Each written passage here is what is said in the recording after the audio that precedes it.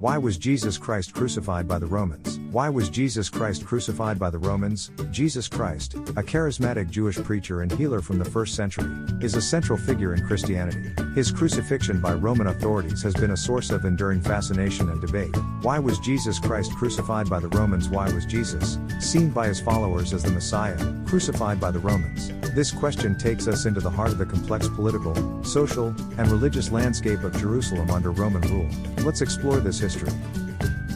Imagine the scene, a world-changing moment in history, where various threads of political, social, and spiritual realities are interwoven tightly around a singular, pivotal figure, Jesus of Nazareth. His crucifixion was not an isolated event, rather, it was the culmination of a complex blend of factors, like a tapestry with threads both dark and light. Here's a table that breaks down the significant reasons that led the Romans to crucify Jesus. Political reasons, religious reasons, threat to Roman authority. Jesus was seen as a potential political rebel and threat to Roman rule. Claimed to be the Messiah, Jewish leaders saw Jesus' claim to be the King of the Jews as blasphemous. Pilate's political calculations. Pilate may have seen crucifying Jesus as a way to avoid potential unrest and to appease local leaders. Challenged religious authorities. Jesus openly criticized the Pharisees and religious elites. Peacekeeping strategy. Crucifixion was a common Roman tactic to deter revolts and maintain order. Violation of the Sabbath. Jesus performed miracles on the Sabbath, which was seen as a violation of Jewish law. Pressure from local leaders. The Sanhedrin, Jewish leadership, strongly advocated for Jesus' crucifixion, pressuring Pilate, claimed sonship to God. Jesus' claim to be the Son of God was deemed blasphemous by the religious authorities. Picture this table as a canvas of a profound moment in history, where divine purpose and human actions are dramatically intertwined. Each of these reasons paints a stroke on this canvas, illustrating the deep complexities that led to that pivotal moment when Jesus was crucified.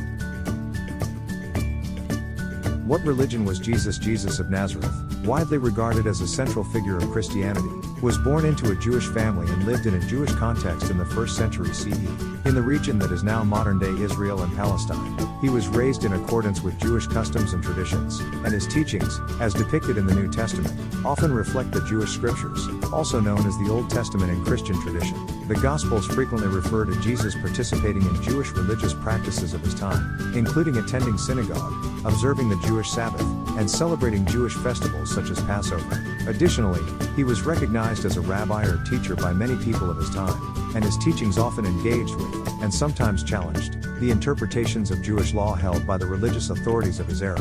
Jesus' understanding of monotheism, his reverence for the scriptures, and his foundational ethical teachings, including aspects of what is now known as the Sermon on the Mount, are in keeping with the broader context of Jewish thought. It is from this Jewish context that Jesus emerged as a significant religious figure, and he is viewed by Christians as the Messiah, a role also derived from Jewish expectation and prophecy. Thus, while Christianity emerged as a distinct religious tradition following Jesus' crucifixion and the subsequent spread of his teachings by his followers, Jesus himself lived and practiced as a Jew within the Jewish tradition of his time. Political turmoil and Roman rule in Judea at the time of Jesus. Judea was a province of the Roman Empire. The Roman governors exercised power ruthlessly to maintain order, frequently crucifying those who challenged Roman authority. Tensions between Jews and Romans, governance of Pontius Pilate, the Zealots, and threats of rebellion. Certainly, the political landscape during the days of Jesus was a complex and volatile tapestry, woven with threads of Roman authority, Jewish autonomy, and deep-seated tensions between the two. Here's a table to break down the significant political tensions between the Romans and the Jews during the time of Jesus. Political tensions between Romans and Jews. Description: Roman occupation and rule. The Roman Empire had control over Judea, the Jewish homeland. This occupation was deeply resented by many Jews, who yearned for self-rule and found the Roman presence and governance oppressive. Taxation by the Romans. Roman authorities imposed heavy taxes on the people of Judea, which were collected by tax collectors, often fellow Jews. This system was seen as exploitative and fueled widespread resentment. Religious freedom and autonomy. While Romans often allowed conquered peoples to practice their own religions, there were frequent tensions around this. For instance, the requirement to pay tribute to Roman gods and the emperor was viewed as blasphemous by devout Jews. Roman idols and pagan symbols. The presence of Roman religious symbols in Jerusalem, including in close proximity to the Holy Temple, was a source of deep offense and anger for the Jewish people. Use of force by Roman soldiers. Roman soldiers were stationed in Jerusalem and other parts of Judea to maintain order, but they often used brutal methods to suppress dissent, further inflaming tensions. Political factions among the Jews. Groups like the Zealots sought to actively resist Roman rule, while others, like the Sadducees, were more inclined to cooperate with the Romans. This created significant internal strife among the Jewish people. Roman appointments of Jewish leaders. Roman authorities, notably the governor, or procurator, had the power to appoint and remove the high priest, which infringed on Jewish religious and political autonomy and was a major source of tension. Picture this table as a map. Each entry marks a significant landmark on the rugged terrain of a tumultuous era. These tensions were not merely points on a map, though. They were lived realities, deeply felt by people of that time, setting the stage for a myriad of complex interactions in the days of Jesus. Jesus, a threat to the status quo? Jesus' ministry challenged both the religious establishment and potentially Roman authority. Kingdom of God, a political statement? Challenging the temple establishment. Jesus' following, size and significance. Why did Pontius Pilate crucify Jesus? The factors leading to this decision were complex and deeply rooted in the political and social climate of the time. Here's a table breaking down why Pontius Pilate might have decided to crucify Jesus, taking into account the personal and political pressures involved.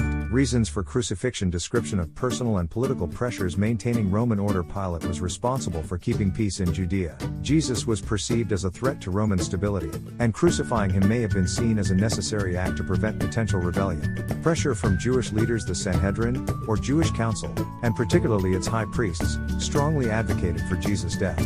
Pilate may have felt pressure to appease these local authorities and maintain a working relationship with them. Avoiding accusations of disloyalty to Rome. If Pilate were to release someone claimed to be king of the Jews, he risked being seen as disloyal to Caesar. Crucifying Jesus might have been a way to affirm his allegiance to Rome.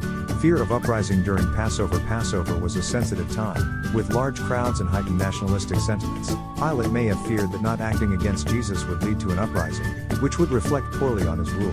Public opinion and mob pressure. The Gospels describe a crowd demanding Jesus' crucifixion. Pilate, perhaps wishing to avoid a riot and maintain his own position, might have yielded to this public pressure. Picture this table as a lens through which we might better understand a critical and poignant moment in history. Each reason acts like a facet of this lens, shedding light on the complex and interwoven pressures that Pontius Pilate likely faced, and which ultimately led to his fateful decision to crucify Jesus. The charges against Jesus. Jesus was brought before Pontius Pilate on charges of claiming to be a king and thus a challenger to Caesar. Blasphemy or treason? Jesus before Pilate, biblical accounts. King of the Jews, a dangerous title? The charges brought against Jesus by Jewish religious authorities and then by the Roman government were different in nature, reflecting the differing concerns and jurisdictions of these two groups. Here is a table that delineates the distinct charges made by the Jewish leaders and the Roman authorities. Charges by Jewish authorities. Description. Charges by Roman authorities. Description. Blasphemy. According to the Gospels, Jewish leaders, particularly the Sanhedrin, accused Jesus of blasphemy for claiming to be the Son of God or the Messiah. Claiming to be king of the Jews. Romans saw this claim as a direct challenge to the authority of Caesar and Roman rule. Violating the Sabbath. Jesus was accused of healing on the Sabbath, which was considered a violation of Jewish law. Inciting rebellion. Jesus was seen as a potential source of insurrection against Roman rule, a grave concern for the Roman government. False prophecy. Some Jewish leaders viewed Jesus' predictions about the destruction of the temple as dangerous and false prophecy. Refusing to pay taxes to Caesar. Although this was a fabricated charge, Jesus had advised paying taxes to Caesar. It was used to portray him as a rebel against Roman authority. Threatening to destroy the temple. Jewish authorities were alarmed by Jesus' prophecy about the destruction of the temple, interpreting it as a threat. Sedition. This general charge encompassed claims that Jesus was fomenting resistance or rebellion against Roman rule. Father, grandfather, minister, missionary, deacon, elder, author, welcome to our family. View all posts.